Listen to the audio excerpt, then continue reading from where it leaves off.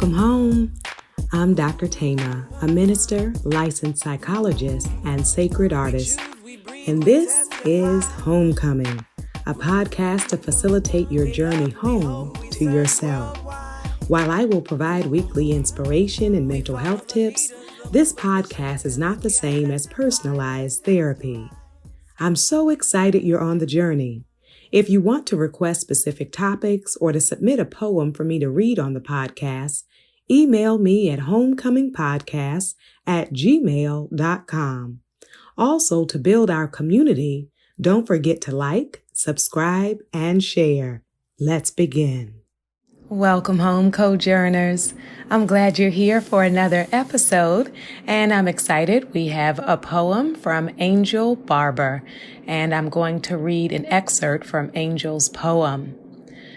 This place is here for you too, and may you always keep in mind the spaces in between moments, glimpses, sound waves, crackling fires, windy breezes, and echoing of sounds in the earth that want you to know that you are welcomed here, wherever and whenever you choose to be. Here, now, and always know that you are enough and deserving of so much more than you can or may be able to fathom, verbalize, or show. May you be safe enough. May you be free enough. May you feel deserving enough to visit this scene again and forevermore, and explore the wonders in this journey to becoming, embracing, embodying, and holding just enough space for you to just be. Even when things in life may come at you topsy-turvy or try to turn you inside out and toss you out to sea, may you return to this scene and essence and always internally remember that peace and joy resides here from within. Feel free to come back at any time, again, and again. And remember the inner sacredness and fidelity of the feelings at the beginning. Yes, Angel. Yes, indeed. That is beautiful. The reminder that at all times, we can come home to ourselves. At all times, wherever and whenever we choose to, again and again. And so thank you so much for your powerful poem. I enjoyed reading it this week. And those of you who are writing poems about your homecoming journey, feel free to send them to me at homecomingpodcast@gmail.com if you would like me to share them with our listening audience. And on today, we have such an important theme, particularly for this time of year. And our theme on today is Dare to Dream Again. Dare to dream again. And so I want to encourage you as you are on the journey back home to yourself, that a part of reclaiming yourself is giving yourself permission to believe again in what is possible, to believe that you can create, that you can harness, that you can manifest, that you can produce what you have not yet seen. And so many of us, based on the stress and trauma of the past, have lived a cramped life, have been shrinking ourselves, reducing ourselves, diluting ourselves, censoring ourselves for the comfort or the acceptance of others. And as you come home to yourself, it is the daring in you that is reignited. It is getting back to the place where dreams and goals and visions are not only possible, but necessary, that it is insufficient, it is inadequate to live as a fraction of who I was born to be. It is insufficient. It is inadequate. It is unfulfilling to reduce myself, to silence myself, to sit on my own wings. It is exhausting to entertain spaces where you have to pretend satisfaction and fulfillment when you really have within you the longing for the more, for the greater, for the fullness of life. And so if you are beginning to hope again, to imagine again, to dream again, you are coming back to you.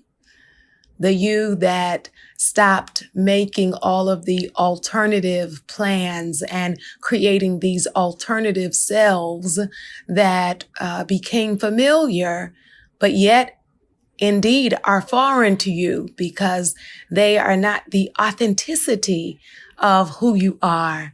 And so when was the last time that you dreamed a big dream, that you had a big hope, that you lifted your gaze beyond what was immediate and cast it on the horizon?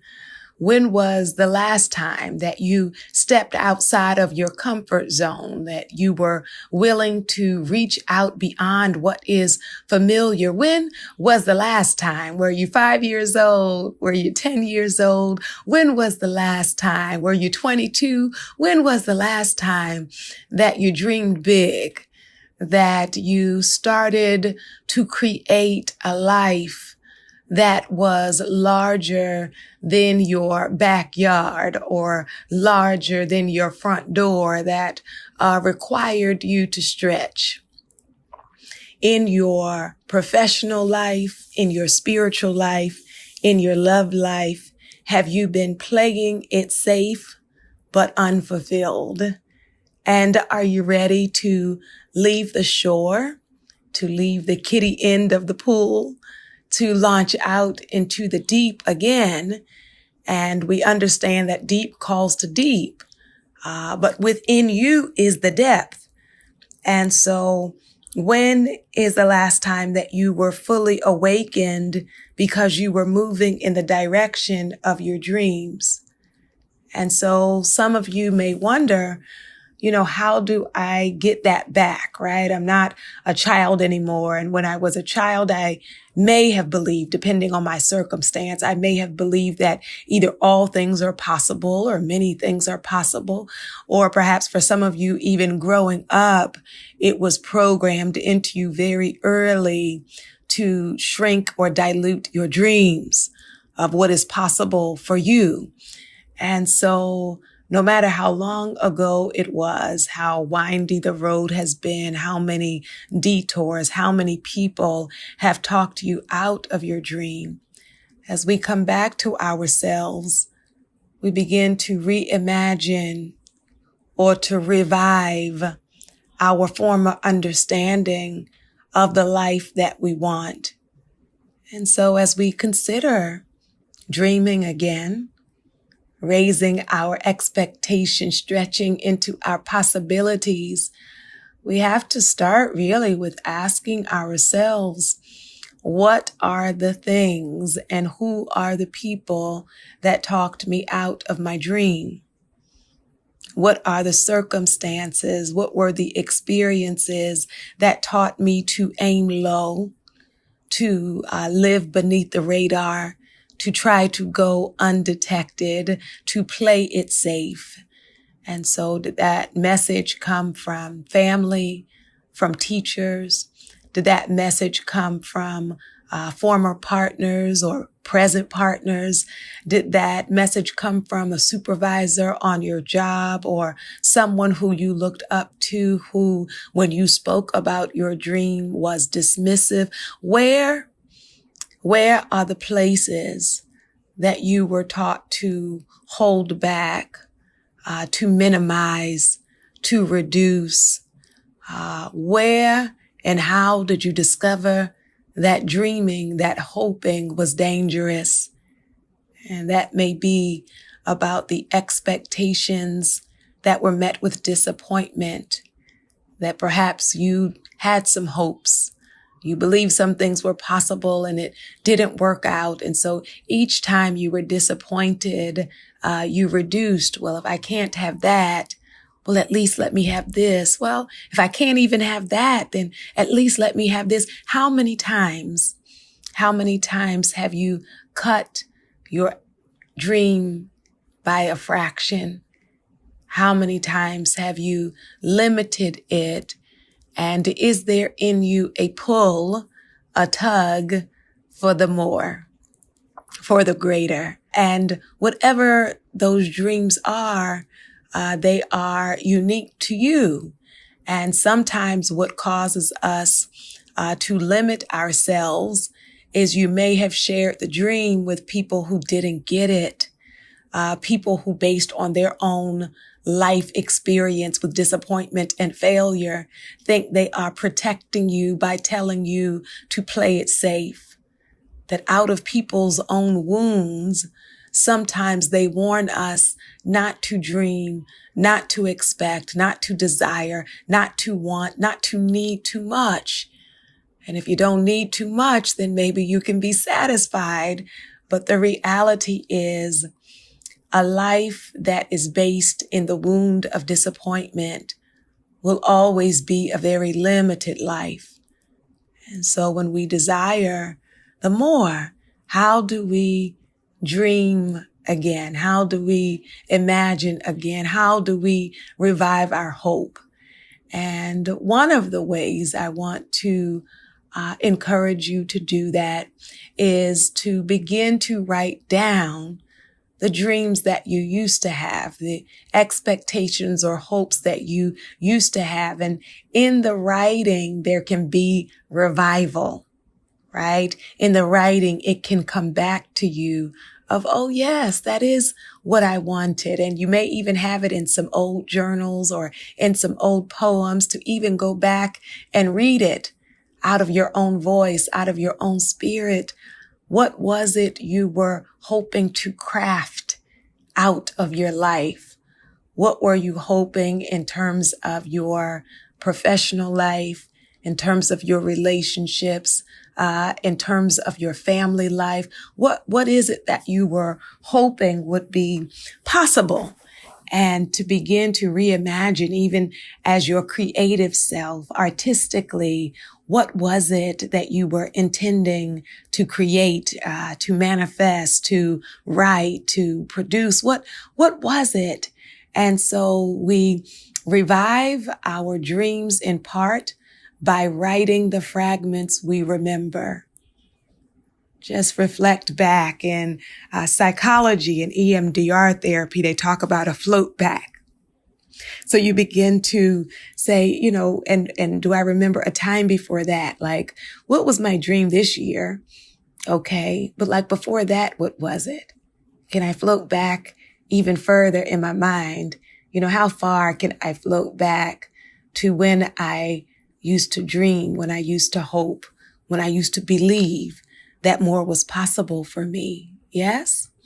So begin to review those dreams. Now dreams can change over time. A hope or a plan can change over time. And it's different if it shifts because you've explored it and discovered you actually didn't want it or don't like it, right? So, we have people in the field of psychology who sometimes enter it as a second or third career. So they were doing something else and they did that. That was the dream. And then they get to a certain point where they're like, you know what? I really want to study mental health, right? And so if you have a professional shift, that doesn't mean you have surrendered on a dream. So you have to think about what is motivating the change, right? If you initially had certain hopes for friendship or for relationship, and you have watered that down, like what is the reason, right? What is the reason that you are shifting or boxing or discarding certain aspects of your dreams? It is also really helpful to get in the presence of dreamers, right? We are shaped in large part by the people we spend the most amount of time with. And so there are dream nurturers There are dream midwives who would love to walk alongside you and say, how can we help each other's dream come true? And then there are dream blockers. And so you want to take a look at your friendship circle, your relationships, your family, your coworkers, your supervisor, so that you can get very clear who are my dream encouragers and who are my dream blockers. And once I see who people are, I don't necessarily have to announce it. I don't have to announce to them that I have taken note of it. It is simply for my own awareness so I can adjust my time, my energy, my sharing based on what is the truth. And I will say for some people that are dream blockers, some of them really do think they're helping you because they really don't think it's possible. But if I surround myself with people who don't believe anything is possible beyond what is in this moment, then eventually it will often talk me out of the dream as well.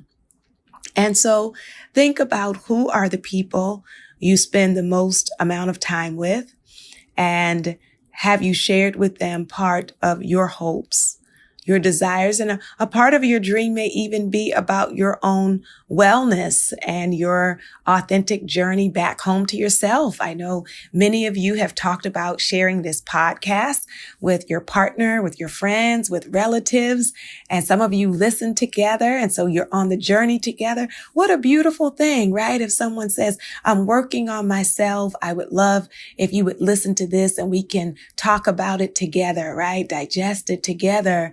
Versus people with whom you know are going to be dismissive or might make jokes about your journey or be discouraging. And so get in the presence as much as possible with people who are dreamers, not only that they support your dream, but they're also working on their dreams, right? Where it is normative to have a plan, a goal, an intention, a desire to flourish, to bloom, and not in that competitive state, right? But that we're all trying to be the fullness of who we are, right? And we're trying to live that out, right? Completely. And so, journal and remember your old dreams. Get inspired by being in circle, in company, in communion, in fellowship, in sisterhood, with people who are dreamers themselves and also encourage your dream. And then the third thing I would say is to turn the dream into a plan. Right? A plan with steps and strategies along the way, right? So you may say, I have a dream of opening my own business. Well, what are the steps to get me there, right? I have a dream of having a healthy relationship. Well, what are the steps within me and also outside of me to get me there? I have a dream of owning my own home. Then what are the financial steps that I need to take in order to manifest the dream, right? So I want to be able to live it out. And to live it out, there are many steps between it being in my mind, my heart, my spirit, and it actually being present in the present. Yes. And so create your plan. For some of you, that is a business plan. For some of you, that will show up in terms of your spiritual disciplines of saying, there is a growth that I want in my spiritual walk. And so to grow spiritually, these are the practices. Some people call them disciplines that I will engage in because I want to nourish this aspect of myself. And so really break down the dream into the components that can get you to the dream. And for some of you, that's going to require some research, right? Because you may not know what the steps are. So the internet is a beautiful thing. Mentors are a beautiful piece. Reading books about people who have walked out that journey can be a beautiful part of your process. And so get specific, right? If you want to dream again, get specific. Not only that, but then we want to be dedicated to, on a regular basis, working out the plan, right? Leaning into the dream. So some of you had the dream, you have the business plan or whatever the plan is, you know the steps, and you have been procrastinating, putting it off, locked into fear and self-doubt and insecurity. And so making a commitment that either each day or each week, I'm going to do something in service of the dream. Each day or each week, I am going to invest in the dream, whatever that might look like. If that is practicing my skill, if that is reading about it, if that is engaging in conversation, if that is investing some of my income in the dream, that each day or each week, what are you going to do in service of the dream? Yes? Some of you are writers, and I'm excited about the writers who are present. And the big common phrase is writers write, right? Writers write. So, if you've been saying for years, I want to write a book, writers write. So, to get from your head to being in a bookstore, you're going to have to write, right? So making that commitment, is that going to be daily or weekly, so that I can manifest the dream, so that I can live it out? If it is my desire to be healthier, then I know the different steps. I think all of us can list what are some healthy habits, right? We know them already, but now it is time for me to lean into the dream, right? And for some of you, that will mean doing the mental health work to explore what the barriers and blocks have been to you walking toward the dream. For some of you, it has been a fear of failure, that you don't want to be embarrassed, that it's easier in your own mind to think, well, I didn't achieve it, but I didn't try my best. So you've been holding back and away in some ways to protect yourself, because you feel like you emotionally couldn't take the loss or the failure or the disappointment. And so it will be important to do the healing work around that, because to dream big, right, to dream again, and then to lean into my dream is to be willing to take the risk of not getting it all correct immediately, right? That I may not just go from the nest to like an eagle soaring, right? That there are some challenges along the way as I discover my wings. And if you are in relationship or connection with people, it would be beautiful for you all to be able to share the times when it failed, right? Or when you failed, when you fell short. Many times we are under the misperception that people who are successful have only had wins. Well, we usually only broadcast our wins, right? It's like I tell my graduate students that when I was an undergrad and I was applying for doctoral programs, I didn't get into every school I applied to, right? But what you would see on my resume or my CV is the school I graduated from, because that's what we list, right? We don't list the places that rejected us. And so that can give people a false assumption that like, winners only win, or manifestors always manifest everything the first time. And that is not true, right? And so we want to confront and break through the fear of failure. And then for some of you, it may be the fear of success, of, who would I be, or what would I be if I really bloomed? And you want to begin to review, like, what were the messages you received or that you convinced yourself of early on?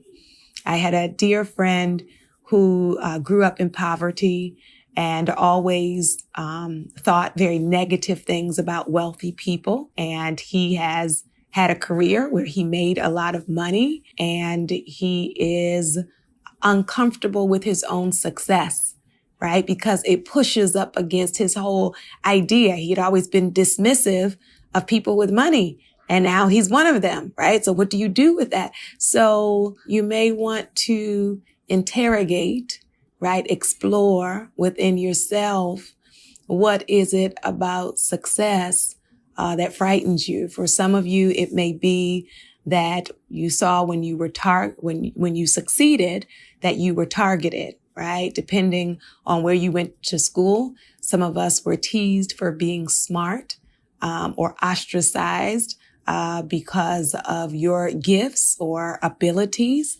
And so you may have then learned, if I hang back, if I play it small, then people will like me more or accept me more. And so now you have crafted a life like that, where in your mind, success means isolation. And so in order to get people's approval and acceptance, you have felt you had to clip your own wings. So those are just a couple of possibilities, but you will want to explore in therapy or in your journaling, in your self-reflection, in your spiritual practice, what are some of the reasons why I continue to block my own dreams. Now, I always have to say on this podcast that I am a social justice oriented psychologist. I'm a liberation psychologist. I'm a multicultural feminist psychologist, which means I am very much aware that we are not the only ones that block our dreams, right? That there are institutional, systemic, structural barriers that are major blocks and barriers. But what I'm speaking to today is your own part of your journey. Is there any way in which I am aligning myself with those that would want to block my dreams? Are there any ways in which I am working in conjunction with people who do not want me to flourish, right? And I want to resist that pull and stand in the truth of who I am, even when I am in toxic spaces. And it is important that we reclaim our dreams, that we reclaim what is possible, because it is a part of us, right? When we talk about authenticity, it is really tapping into not only who are you, but a part of who you are is what do you desire? What do you need? What do you want? What is within you? What are the seeds in you? And they are awaiting permission to harvest. Yeah, they are awaiting your permission to blossom and to flourish. So I hope in this next season that you will step out of the familiar and playing it safe and give yourself permission to dare to dream again. I invite your soul to tell your heart, mind, body, and spirit, welcome home.